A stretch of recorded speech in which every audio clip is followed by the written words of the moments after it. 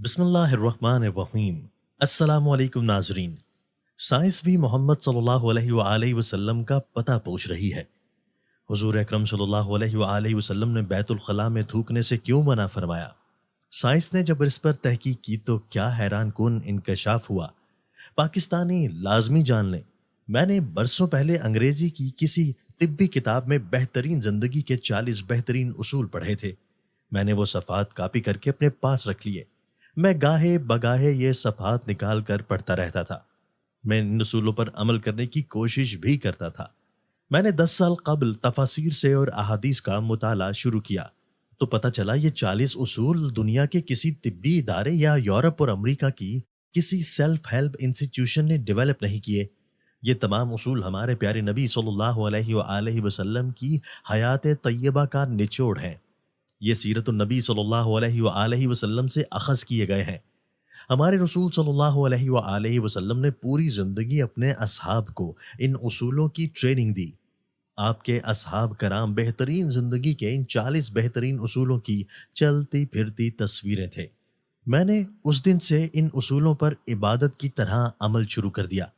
گو کہ میں ابھی تک ان پر مکمل عمل درآمد نہیں کر سکا، لیکن مجھے یقین ہے کہ اللہ تعالیٰ میری توفیق میں ضرور اضافہ کرے گا اور میں کسی نہ کسی دن آپ صلی اللہ علیہ وآلہ وسلم کے وضع کردہ ان اصولوں پر عمل میں کامیاب ہو جاؤں گا۔ یہ 40 اصول کیا ہیں؟ آپ وہ اصول اور ان اصولوں کی جدید سائنسی توجیحات ملاحظہ کیجئے۔ مجھ سے اگر تشریح میں کوئی غلطی ہو جائے تو مجھے معاف کر دیجیے گا۔ آپ صلی اللہ علیہ وآلہ وسلم نے فرمایا، فجر اور اشراق، عصر اور مغرب اور عشاء کے دوران سونے سے باز رہا کرو۔ اس فرمان میں بے شمار طبی حکمتیں پوشیدہ ہیں۔ مثلا آج میڈیکل سائنس نے ڈسکور کیا ہے کہ کرۂ ارض پر فجر اور اشراق کے دوران آکسیجن کی مقدار سب سے زیادہ ہوتی ہے۔ ہم اگر اس وقت سو جائیں تو ہم اس آکسیجن سے محروم ہو جاتے ہیں اور یوں ہماری طبیعت میں بوجھل پن آ جاتا ہے۔ ہم آہستہ آہستہ چڑچڑے اور بیزار ہوتے جاتے ہیں۔ عصر سے مغرب اور مغرب سے عشاء کے درمیان بھی آکسیجن کم سے کم تر ہوتی چلی جاتی ہے۔ ہم اگر اس وقت بھی سو جائیں تو ہمارا جسم آکسیجن کی کمی کا شکار ہو جاتا ہے اور ہم 10 مہلک بیماریوں میں مبتلا ہو جاتے ہیں۔ دمہ بھی ان 10 بیماریوں میں شامل ہے۔ چنانچہ آپ یہ اوقات جاگ کر گزاریں، آپ پوری زندگی صحت مند رہیں گے۔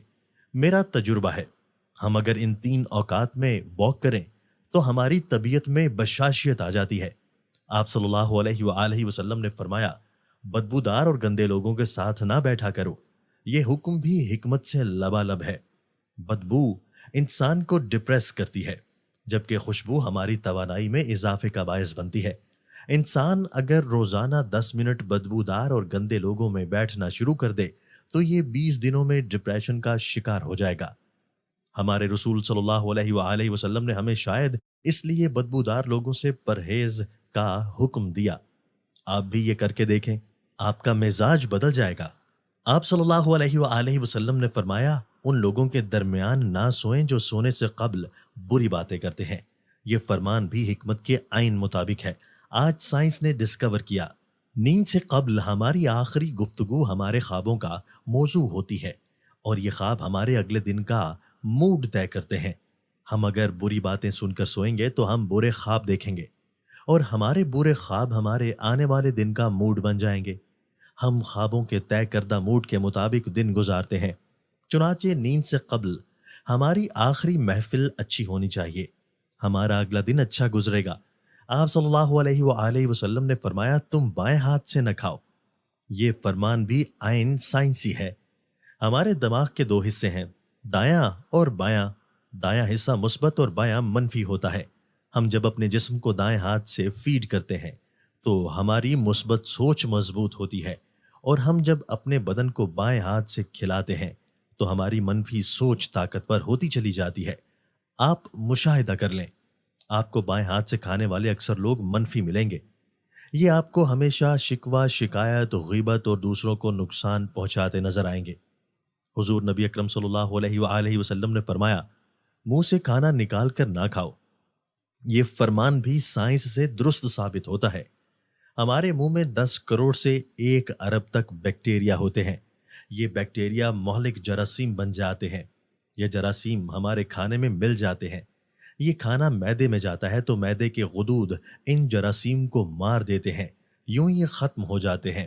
لیکن جب ہم جراثیم ملے کھانے کو منہ سے نکال لیتے ہیں تو ان جراثیم کو آکسیجن مل جاتی ہے۔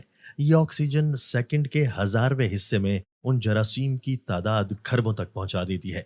یہ جراثیم معدے کے غدودوں سے بھی طاقتور ہوتے ہیں۔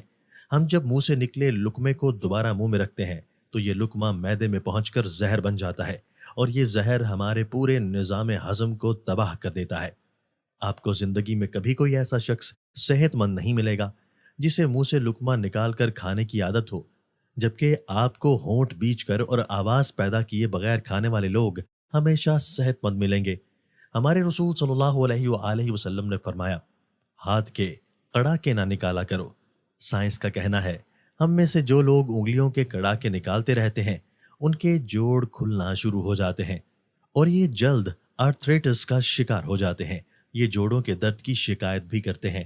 آپ صلی اللہ علیہ وآلہ وسلم نے فرمایا، جوتا پہننے سے قبل اسے جھاڑ لیا کرو۔ ہماری زندگی کے عام واقعات میں کیڑے مکوڑے، بچھو، چھپکلیاں، چھوٹے سانپ اور بھیڑیں ہمارے جوتوں میں پناہ لیتی ہیں۔ ہمارے بچے بھی جوتوں میں کیل کانٹے اور بلیڈ پھینک دیتے ہیں، چنانچہ ہم جب جوتا پہنتے ہیں تو ہمارے پاؤں زخمی ہو جاتے ہیں یا پھر ہمیں کیڑے مکوڑے کاٹ لیتے ہیں۔ لہٰذا جوتا پہننے سے قبل اس کو جھاڑ لینا ہمیشہ فائدہ مند رہتا ہے۔ حضور صلی اللہ علیہ وآلہ وسلم نے فرمایا، نماز کے دوران آسمان کی طرف نہ دیکھو۔ یہ فرمان بھی درست ہے۔ آسمان میں ایک وسعت ہے، یہ وسعت ہمیشہ ہماری توجہ کھینچ لیتی ہے۔ ہم جب بھی آسمان کی طرف دیکھتے ہیں ہماری توجہ ہٹ جاتی ہے، ہمیں توجہ واپس لانے میں ٹھیک ٹھاک وقت لگتا ہے۔ نماز کے لیے یکسوئی درکار ہوتی ہے۔ ہم جب نماز کے دوران آسمان کی طرف دیکھتے ہیں تو ہم سجدے اور رکوع بھول جاتے ہیں، چنانچہ حکم دیا گیا، نماز کے دوران آسمان کی طرف نہ دیکھو۔ یہ فارمولہ تخلیقی کاموں کے لیے بھی اہم ہے۔ اگر لکھاری لکھتے، مصور تصویر بناتے اور موسیقار دھن بناتے ہوئے آسمان کی طرف دیکھ لیں تو اس کا تسلسل ٹوٹ جاتا ہے، یہ اپنا کام مکمل نہیں کر پاتا۔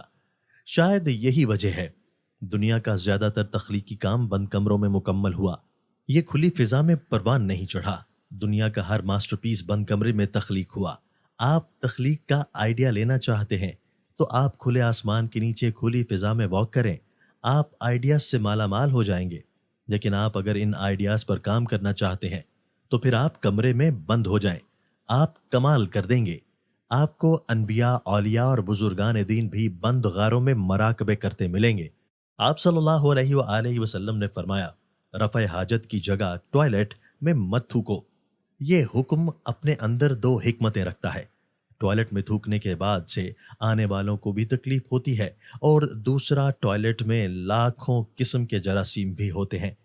ہم جب تھوکنے کے لیے منہ کھولتے ہیں تو یہ جراثیم ہمارے منہ میں پہنچ جاتے ہیں، یہ ہمارے لعاب دہن میں پرورش پاتے ہیں، یہ معدے اور پھیپھڑوں میں پہنچتے ہیں اور پھر یہ ہمیں بیمار کر دیتے ہیں۔ آپ کو یہ جان کر حیرانی ہوگی، ہماری ناک جراثیم کو پھیپھڑوں تک نہیں جانے دیتی۔ ہماری ناک سے صرف کیمیکلز جسم میں داخل ہوتے ہیں۔ جراثیم زیادہ تر منہ سے بدن میں اترتے ہیں اور ان کا بڑا سورس ٹوائلٹس ہوتے ہیں۔ چنانچہ آپ ٹوائلٹ میں لمبی لمبی سانس لینے، تھوکنے، گانا گانے، آوازیں دینے اور موبائل فون پر بات کرنے سے پرہیز کریں، آپ کی صحت اچھی رہے گی۔ آپ صلی اللہ علیہ وآلہ وسلم نے فرمایا، لکڑی کے کوئلے سے دانت صاف نہ کرو۔ ہم میں سے بے شمار لوگ کوئلے سے دانت صاف کرتے ہیں۔ کوئلے سے ہمارے دانت وقتی طور پر چمک جاتے ہیں، لیکن یہ بعد ازاں مسوڑے بھی زخمی کر دیتا ہے، دانتوں کی جڑیں بھی ہلا دیتا ہے، اور یہ منہ میں بو بھی پیدا کرتا ہے۔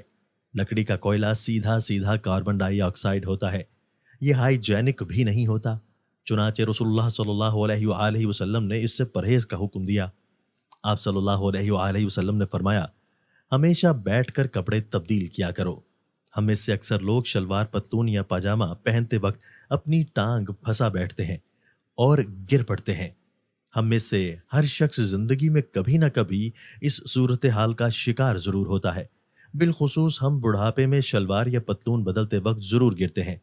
آپ نے شاید اس قسم کے حادثوں سے بچنے کے لیے یہ حکم جاری فرمایا تھا، اور آپ صلی اللہ علیہ وآلہ وسلم نے فرمایا، اپنے دانتوں سے سخت چیز مت توڑا کرو۔ ہم لوگ اکثر بادام، اخروٹ یا نیم پکا گوشت توڑنے کی کوشش میں اپنے دانت توڑوا بیٹھتے ہیں۔ دانت ایکٹیو زندگی کا قیمتی ترین اثاثہ ہوتے ہیں۔ آپ نے شاید اسی لیے دانتوں کو سخت چیزوں سے بچانے کا حکم دیا۔ اللہ پاک سے دعا ہے کہ وہ ہمیں ان عظیم اصولوں پر عمل کرنے کی توفیق عطا فرمائے۔ آمین ثم آمین یا رب العالمین۔